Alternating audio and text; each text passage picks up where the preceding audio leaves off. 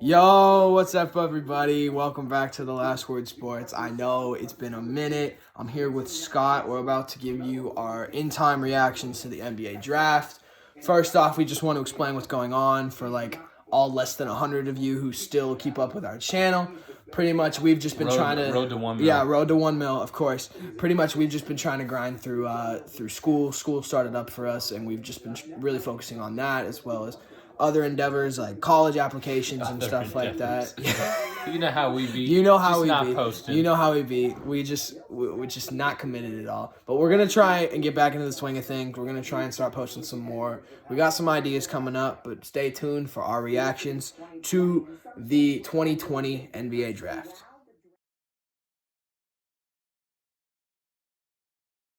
So the pick is in. It's Anthony Edwards going to the Timberwolves. Scott, what do you think about this pick? I think it's what they had to do because it's a top-heavy class, right? There's not a ton of great prospects. If you trade down, it's not like you're going to get great value. And between the other top guys, Wiseman, you're not taking a center. You have Karl Anthony Towns, LaMelo, ball-dominant guard with a lot less certainty. And you already have D'Angelo Russell. I think Edwards was the guy for them. He's a perimeter player. Slasher, exactly. Slasher, top prospect in the class. He's pretty big and physical, and he's young. So. Yeah, they just need to definitely load up their 2-3 positions as they start to build around D'Lo and Cat. So I think this was the sure pick, especially just because he's probably the best, most for sure player. Because Wiseman's kind of a question mark just because he's played like 2-3 college games and dropped out of Memphis to work out for the draft. And LaMelo's been in Australia, so we don't know what the hell he's doing. And for especially what the Timberwolves needed, it was perfect. So yeah, but it's a no doubter. Even though there was some speculation Minnesota might take LaMelo. No, it should have been Anthony Edwards, and it was Anthony Edwards. So good pick from the Minnesota Timberwolves.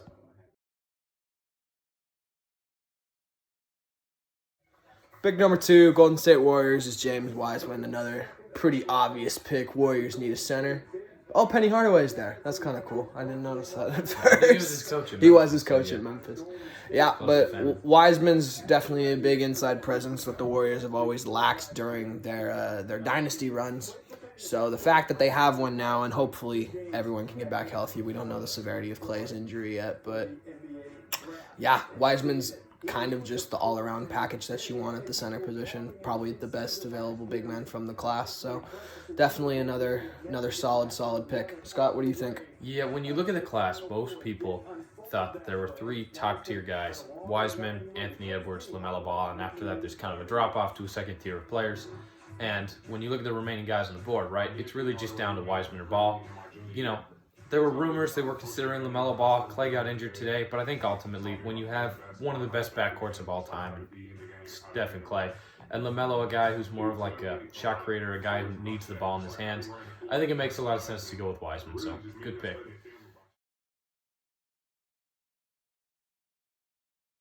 Third pick is in. Charlotte Hornets get LaMelo Ball once again. Not a surprise. Pretty much the mock draft is living up right now. Just definitely the top 3 guys got picked in the order we would have expected. As for LaMelo's fit in Charlotte, should be a little interesting just because they're a little guard heavy at the moment. They don't necessarily know what direction they want to go in as a franchise because they were supposed to tank, but then Devontae Graham absolutely went off last season. Kind of projected or gave them kind of some life. Gave them some momentum that they didn't have prior. And what they finish as? They weren't even bottom 5 in their conference. No, they were, I think, relatively close to They didn't make the bubble, but playoffs. Yeah. But the thing is, LaMelo's a playmaker. He's a shot creator. He's a passer. He needs the ball in his hands. He's going to do wonderful things. He's, nobody really knows what to think of this guy. He's played 12 games in Australia, and so it's hard to tell how he's going to project to the NBA. But, it seems like he's either going to be a bust or one of the greats. He's got the skills, man. Yeah, he's got the skills. Really play. But, you hear these things from some scouts. They're like, he shoots like his brother Lonzo. It's kind of weird. This isn't going to work out. You hear from other scouts, it's like, this guy should have been the number one pick. Incredible talent, so we'll just have to wait and see. I think the Hornets are, like you said, Chuck, they do have some good guards in Devontae Graham and stuff, but for the most part, they're a young team. They don't really have any, like, star players. So, it'll give him a space to really kind of take over, develop, be the man, and just work on Just his let game. him experiment and figure out what works for him and what's kind of player he's going to want to be in the NBA, just because there's so many facets of his game that he's been good at throughout high school and through his pro play in Australia. So, should be interesting. We'll see what happens. But number 3 pick, LaMelo Ball.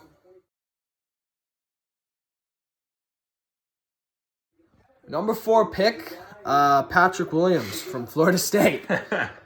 That's a bit of a reach, Chicago. I would have picked Denny from Israel. I don't know how to say his last name. I apologize. But the guy who everyone's comparing to Luka, I would have picked him over this guy. I would have picked Obi Toppin over this guy, especially for the Chicago Bulls, who are in desperate need of an athletic 4. Because, Lauri Markkanen's a stick and snaps in half every 2 minutes.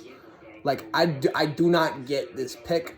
I get the fact that you need another guy on the wing to kind of pair with Zach LaVine. And Zach LaVine's not the greatest defender, and Patrick Williams has the athleticism to be a great defender. I don't see the pick, though. I genuinely do not see it. Because Denny is exactly what you need. He's the type of guy like Luka, who can be a forward and make plays for your team while at the same time getting his on the offensive end. Like, Kobe White is a score-first point guard. Zach LaVine's a score-first guard as well. Denny would be the ideal pick, as well as Obi Toppin. You need a guy who can play defense and just be athletic in the paint. You need a big body like Obi Toppin. I don't get this pick. Like, genuinely do not get it. I understand the fact that you need wing defenders and you need, like, athletes, but Obi Toppin is your guy for that. You overdrafted Patrick Williams, Chicago. I like his talent. I like his athleticism. Smart. But, like, at a certain point, the production on a college level just doesn't project to the NBA. I mean, he shot 32% from 3. He had 1 assist per game. It's just kind of like the playmaking skills and the shooting abilities lacked a little bit. So, I mean, again, he's talented. He's raw. He's a project. It seems like they overdrafted him. But again, the Bulls aren't exactly in a contending position. So we'll just see how they develop him. They've got a good young core now. So, all right.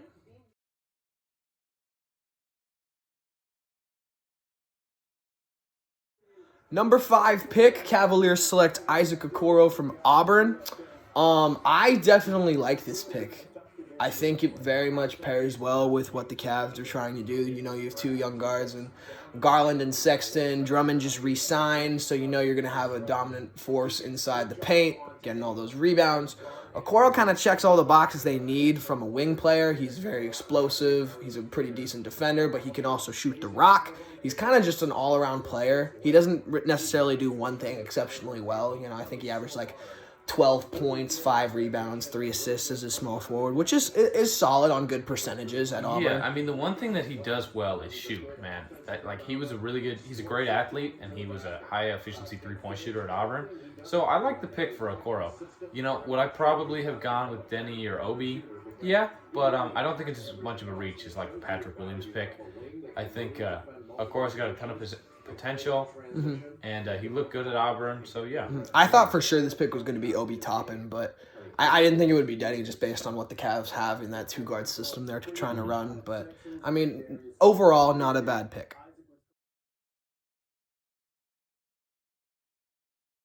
Sixth pick, the Atlanta Hawks select Onyeka Okongwu from USC's center.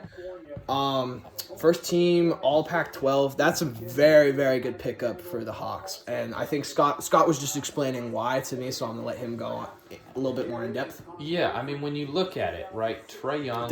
He played on Chino Hills.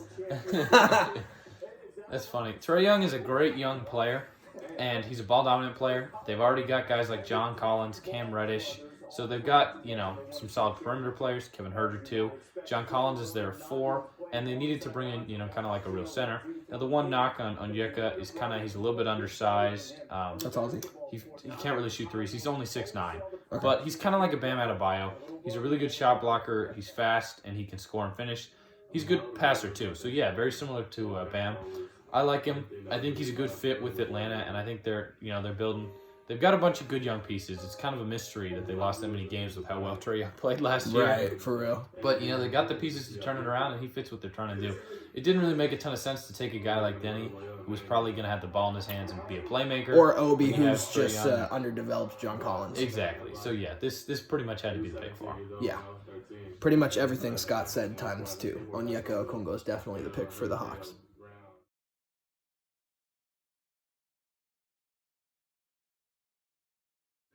All right, number 7 pick, Detroit Pistons, Killian Hayes, playing in the French League. I think he was the MVP and won the championship in the French League. Overall, my thoughts on the pick, it's an interesting pick just because they needed a point guard, and Killian Hayes, he's obviously a point guard, but he's more of a playmaker rather than a shot creator. But, I mean, it's interesting just because Detroit doesn't have a lot of good pieces for him to give the ball to other than... I think they still have Blake Griffin. They do still have Blake Griffin, but is he going to be healthy? Yeah. Can he stay healthy? Can Luke Kennard stay healthy? I think Hayes is a good point guard. He's 6'5", right? He's got the frame. Yeah. He's not a great athlete, not a great shooter, but he's a great playmaker. He can handle the ball well. Not so great with his right hand, but he reminds you a little bit of kind of like a Goran Dragic type. So I think that's the perfect. Oh boy, yeah. But I like it also for my Knicks because now there's a ton of guys on the board who I didn't think would be there. You get Obi Toppin, you look at Denny. Like we can really go in a bunch of different directions here with players that probably should have been gone by now. The Knicks probably have the best chance to get their franchise player right here, and they're going to screw it up somehow. Stay tuned. Stop, Chuck.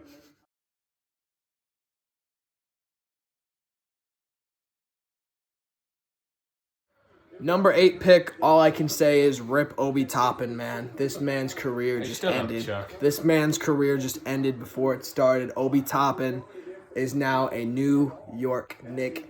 I absolutely love this pick for literally anyone. However, for the Knicks, it's kind of funny because now they have like 7 power forwards on their team. I mean, here's the thing. Julius Randle's a good player. He's not like the future of our team.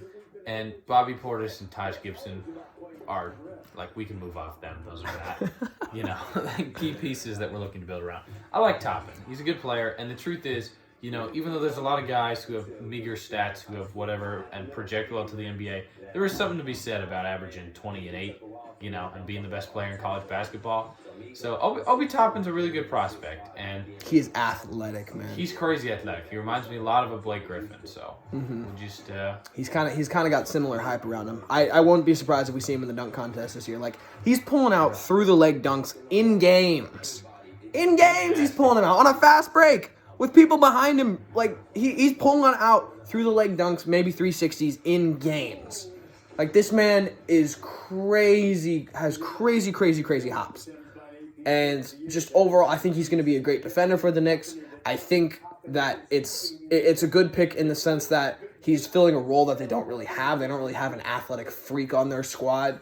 He's probably going to get up, block some shots, get a bunch of rebounds. That's good for them. The only thing is, like, where do you go from here? He's not. I don't see him being like a franchise player, a guy you're going to pay $30 million like 4 years from now when he becomes a superstar. I don't see him developing a jump shot. It's gonna be interesting. We'll see how it pans out. I think he got drafted to the wrong franchise. I really like Obi Toppin, but I just don't think he's gonna pan out on the Knicks. I personally probably would have taken Denny. I love his. I would have taken Denny if I was the Knicks. He reminds me a lot of Luka, but Obi Toppin's a great player. For sure.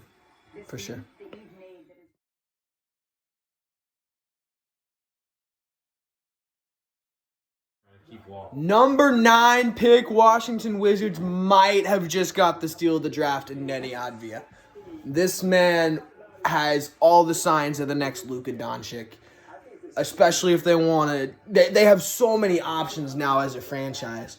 Especially, you have your star in Bradley Beal. You don't necessarily know what you want to do with John Wall yet just because he's been in and out of injuries. You don't know if he's going to be the same player once he gets back.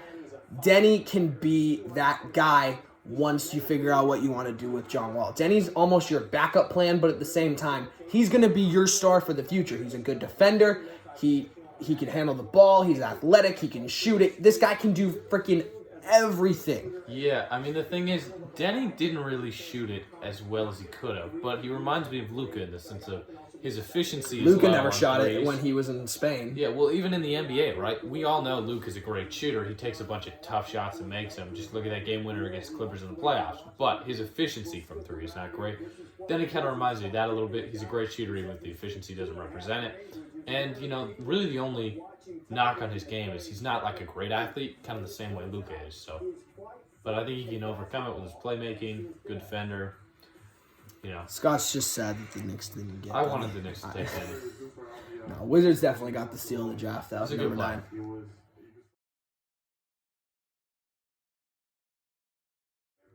Okay, number 10 pick, Phoenix Suns. Scott and I looked at each other, and we were like, "Who? Who is this? I don't even know. Jalen Smith.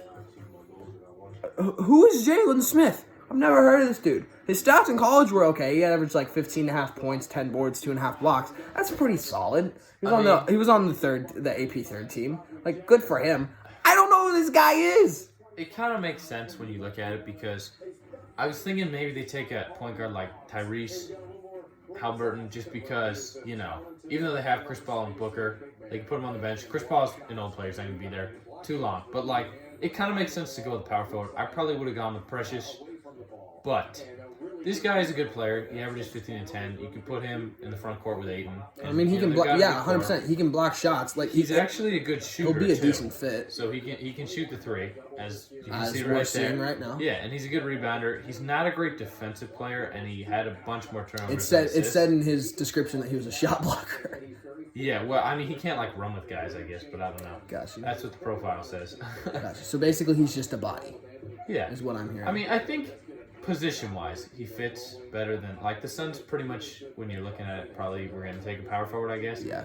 But There's gonna be like one of those Dragon Bender type picks where it's like, Dragon. Well, it's like nobody hears about him. He gets taken so high, and we're like, okay, we're seeing the player comps and everything. Let's see what this guy's got. And he spends 2 years with the team, and we never hear from him again. Yeah, that's kind of what I'm hearing right now. But okay, number 10 pick, Phoenix Suns, Jalen Smith.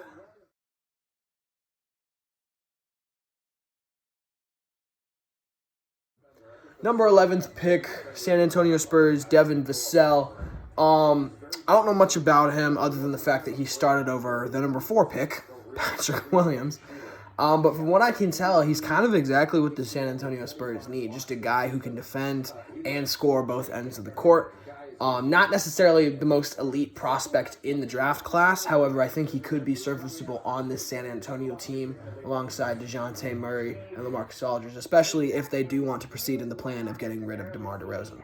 Yeah, the Knicks were reportedly looking at him at 8, before Obi Toppin fell to him. So Vassell's a good player. He's a great 3-and-D guy. He can really shoot it, and he's athletic and shot tall 42% from for a shooting guard. He's a little bit undersized in terms of muscle. He's only 190 pounds, so he can put on some weight. But yeah, the other thing is, like I said, he's more 3-and-D than a dribble shot creator guy. He hasn't been able to kind of find his own shot. It's going to be good in Pop's system. Pro comp is kind of like Robert Covington. Robert Covington. Yeah, I think this kid is going to stick around in this league just because he did indeed get drafted into the right system. Pop's definitely going to utilize him. So good pickup for the Spurs.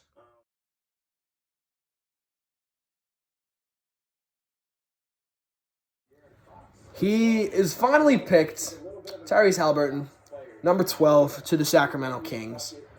I think Halburton would have been better with the Spurs. He just seems more like a system player, just a serviceable point guard, almost like a Ricky Rubio type guy.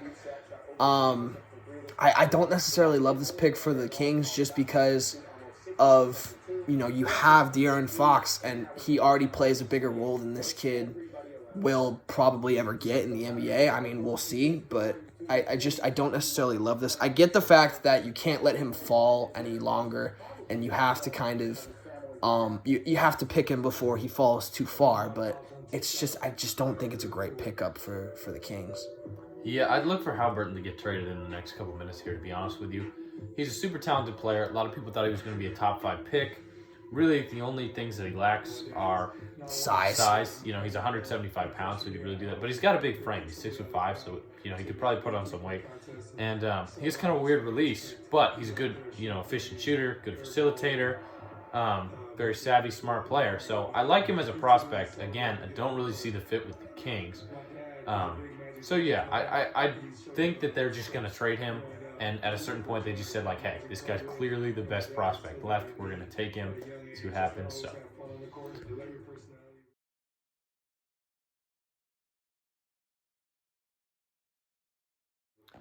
Finishing off the lottery and finishing off the video, we got Kira Lewis Jr. getting picked up for the 13th pick to the New Orleans Pelicans. Personally, I think this is a so-so pick just because, you know, they have Lonzo Ball, which is he's going to do pretty much the same thing Lonzo's going to do, just feed Zion, feed Brandon Ingram. However, this man does have elite speed, which I am seeing. He's very athletic. I do think this could pair nicely with Zion.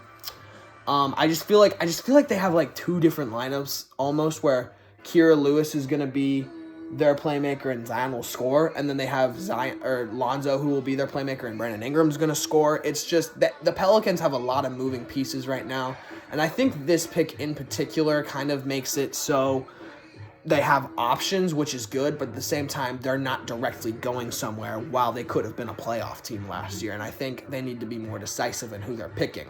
Yeah. Although I do think Lewis Jr. it will be a decent player. It's interesting because he's kind of like a De'Aaron Fox, John Wall type, super athletic, fast guard. He's actually pretty efficient, but you know he scores in the transition and the fast break, just runs up and down the court. Really attacks downhill. He's very skinny, but you know he doesn't have too many flaws to his game.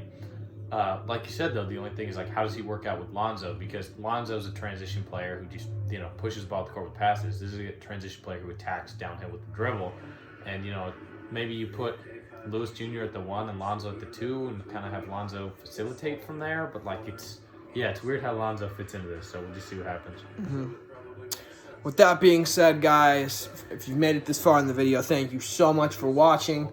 We are back. Finally back. I know it's been a minute, but we're going to try and put out some more consistent videos for you guys in the coming weeks, the coming months, hopefully, if we can stay consistent.